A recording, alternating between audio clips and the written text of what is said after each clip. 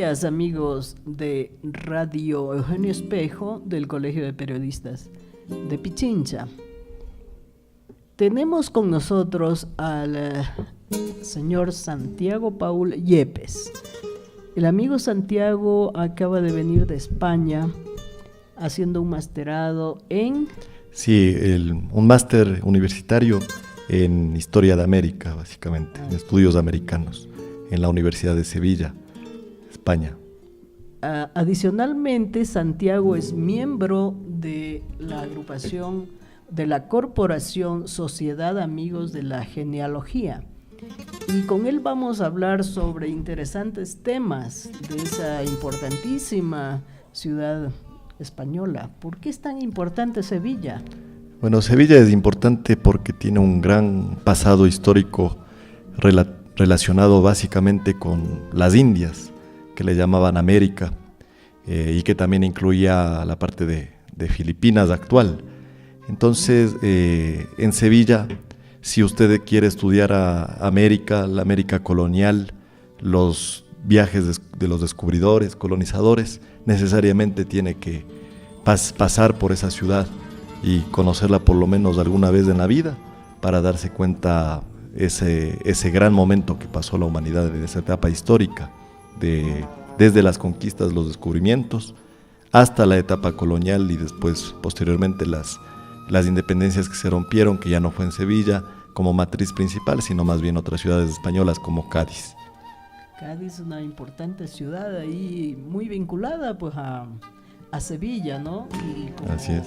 Conocemos todos que hemos estudiado la historia latinoamericana, ecuatoriana, y el puerto de Palos. Uh-huh. El puerto de Palos tiene otros sitios básicamente que están en la provincia de Huelva, como La Rábida, y otros sitios espectaculares que se guarda ese pasado de Cristóbal Colón, ¿no?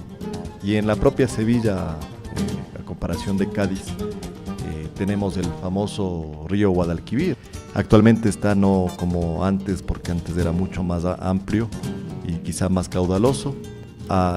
Usted puede conocer ese detalle histórico porque allí pasaban las famosas carabelas, allí pasaban los navíos que iban de España a América y de América hacia España. Y en su tiempo de Sevilla, que era el puerto principal de todo el mundo. Sí, no nos olvidemos que... Estamos hablando denos la época más o menos. Claro. Digamos que para el siglo XVI, Sevilla viene a ser un centro financiero mundialmente conocido, mundialmente hablando de las ciudades grandes, de las finanzas que estaban en esa época. ¿Por qué? Porque se consolida el comercio, la matriz comercial entre España, lo que fue el Imperio Español, con América. Entonces esos tratos comerciales de España y las Indias, que se les llamaba, dieron origen a una especulación también bancaria y comercial. Hay típicos barrios en Sevilla, como el barrio de Triana. Ahí estaba la Universidad de Mariantes. La Universidad de Mariantes era la que se centraba en la formación de los grandes marinos y con centros de cartografía, que alguna vez también lo tuvo algunas otras instituciones propias de Sevilla. Muy interesante, y dígame, hay algunos jóvenes de algunos otros países de América Latina que les gusta, van allá, fueron sus compañeros en la universidad. Sí, tuve yo básicamente muchos compañeros latinoamericanos, de lo cual me sentía tan bien como con los compañeros y amigos españoles de toda España, asimismo, inclusive compañeros asiáticos. Entonces el interés es, digámoslo así, no se centra solo en los latinoamericanos, sino a nivel mundial de la investigación histórica. Y en lo que puedo yo recordar es que se hacen continuamente en Andalucía jornadas de jóvenes investigadores en las ciencias sociales, en la historia, y esto es muy continuo, ¿no? Porque estas ciudades andaluzas como Sevilla y Cádiz y también Huelva, tienen una gran hermandad, diría yo, que son ciudades primas de las ciudades como Quito, como Cuenca, cuando hablamos del ámbito nacional, y no se diga de toda América. Si retornamos un poco al siglo XVI, XVII que estábamos conversando, ¿en qué ciencia se destacaba Sevilla? Cuéntanos un poco de eso. Bueno, ha habido grandes personajes relativamente de los más importantes que han surgido en España, ¿no? En toda España vamos a decir que ha habido estas grandes personalidades, como Miguel de Cervantes, quien estuvo también en Sevilla, en la cárcel de Sevilla. Y en Andalucía propiamente ha habido una gran genialidad de escritores y poetas y de pintores. No nos olvidemos en Sevilla mismo de Murillo y de Velázquez. Sí. Ellos son propiamente de Sevilla.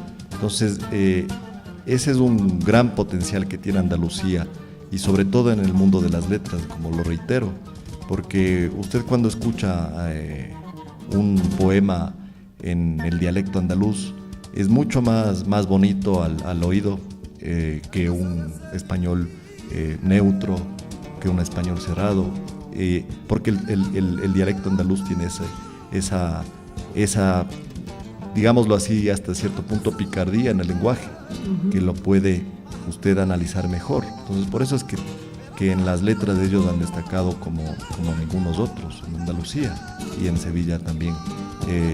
Otro de los grandes personajes más o menos contemporáneos del gran Nobel Juan Ramón Jiménez, quien también fue estudiante de la Universidad de Sevilla. Mateo Alemán, el gran escritor de la época del siglo XVI, del pícaro Guzmán de Alfarache. Entonces Sevilla siempre ha sido un campo de exportación de grandes genialidades en las humanidades, más que nada, ¿no? Veo que le acompaña un libro. Sí. Podríamos curiosearlo Claro un poquito. Sí, efectivamente yo me traje este libro de allá, ¿no? Es una edición de austral del don Juan Tenorio, de José Zorrilla, ¿sí? Entonces ahí en Sevilla existe la casa donde frecuentó Zorrilla, y muy posiblemente que, de acuerdo a las crónicas que se las relata, él escribiría este precioso libro, que es un libro de teatro, ¿sí? En ese lugar en Sevilla, que está cerca del barrio de Santa Cruz, del barrio judío de Sevilla. Cuéntenos algo sobre los grabados que existen sobre Sevilla, los antiguos grabados. Los antiguos grabados se remontan desde el siglo XVI básicamente hasta el siglo XIX, ¿sí? Hasta más claro, hasta cuando apareció la fotografía ya no habría tal vez una gran necesidad de los grabados. Entonces tenemos grandes viajeros, muchos de ellos son anónimos, de los que se conoce, anónimos italianos, tenemos anónimos holandeses, ¿sí? Hay algunos que sí se los conoce los nombres exactos, otros que son de la propia España, y que ellos tenían ese medio visual de retratar a una ciudad. Entonces encontramos grabados en Sevilla que lo hacen desde el río Guadalquivir, encontramos grabados de Sevilla que lo hacen en Triana, encontramos grabados de Sevilla que se puede ver claramente el Alcázar, la Torre del Oro. Entonces, y usted los ve y tal vez los quiere comparar con una fotografía, y es una obra de arte sin precedentes, porque el grabado tiene ese toque que es el arte, que antes el único medio de conocer una ciudad, o de que también los reyes podían y la nobleza podían viajar a través de la imagen, era el grabado.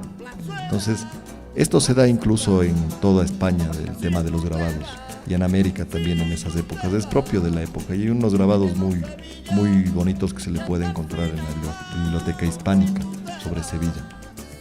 Santiago, ¿puede usted conversarnos algo a grandes rasgos sobre la historia de los reyes que estaban en ese tiempo ahí en el siglo XVI, XVII. Claro,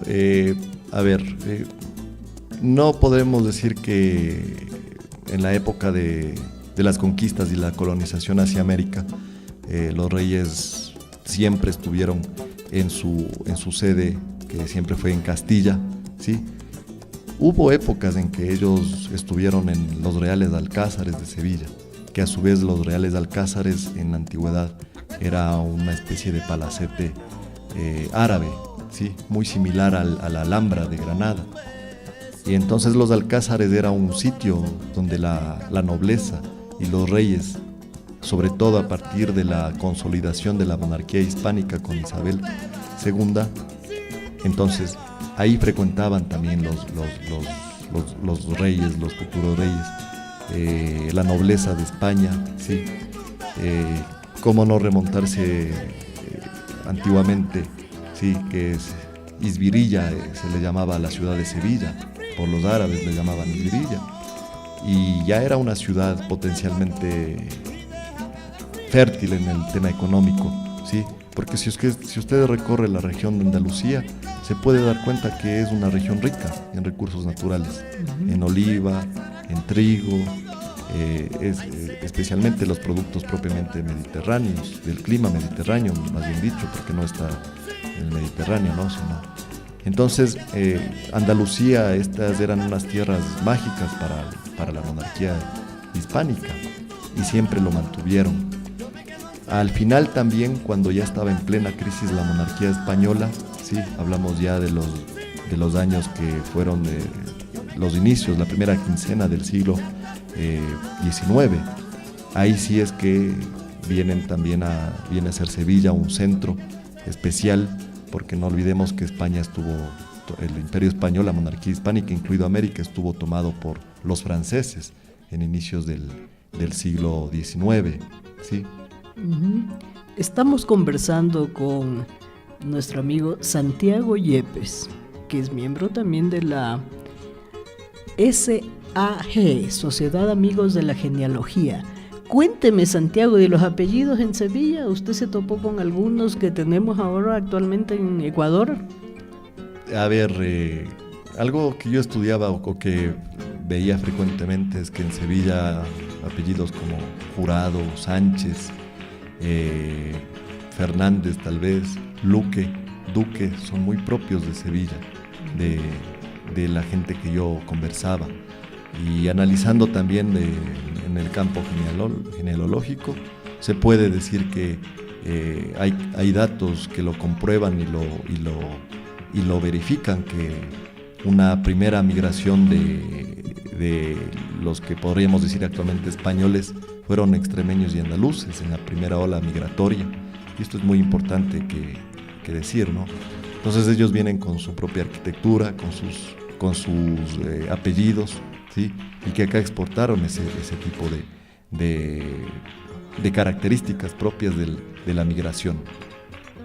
Muy bien, y convérsenos algo sobre el Guadalquivir, cómo hemos soñado en ese maravilloso río, ¿no? Sí.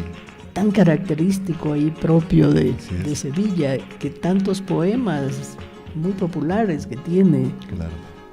Sí, tiene varias historias del río Guadalquivir, ¿no? Era desde los tiempos de los moros, de los árabes de los marroquíes. Era un río muy apetecido, muy frecuentado, sí, porque en este río no olvidemos que tiene la desembocadura con Sanlúcar de Barrameda.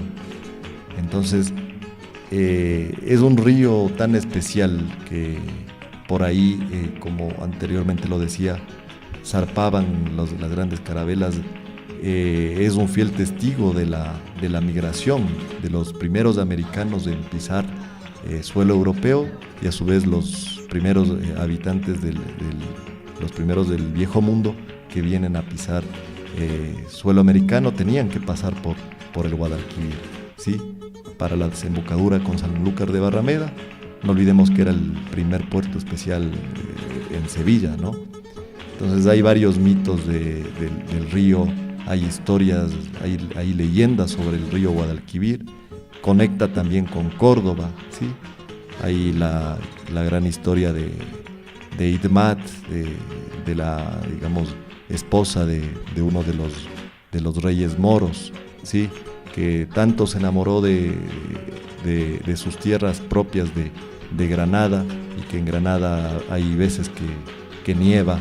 Entonces la leyenda dice que el rey moro hizo traer quintales, si se puede llamar, de nieve por el río Guadalquivir, ¿así? Para decorar el palacio de su esposa, de Idmat.